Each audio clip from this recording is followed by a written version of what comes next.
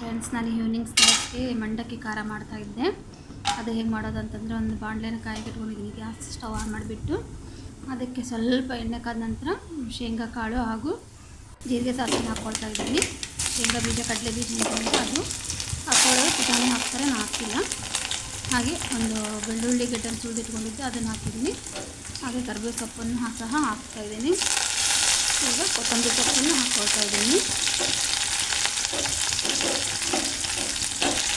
ಇದನ್ನೆಲ್ಲ ಹಾಕಿದ ನಂತರ ಅದನ್ನು ನಾವು ಮಿಕ್ಸ್ ಮಾಡ್ಕೋಬೇಕು.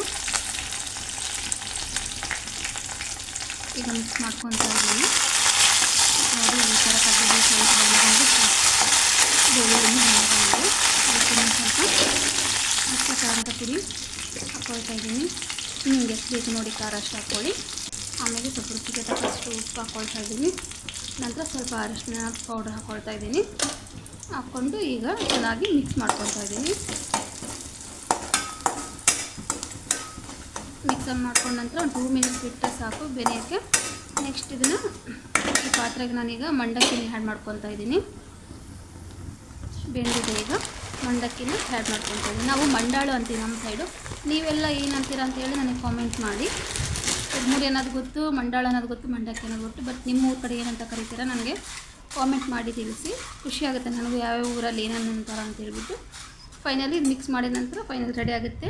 ನೀವು ಟ್ರೈ ಮಾಡಿ ನೋಡಿ ಫ್ರೆಂಡ್ಸ್. ಬಾಯ್.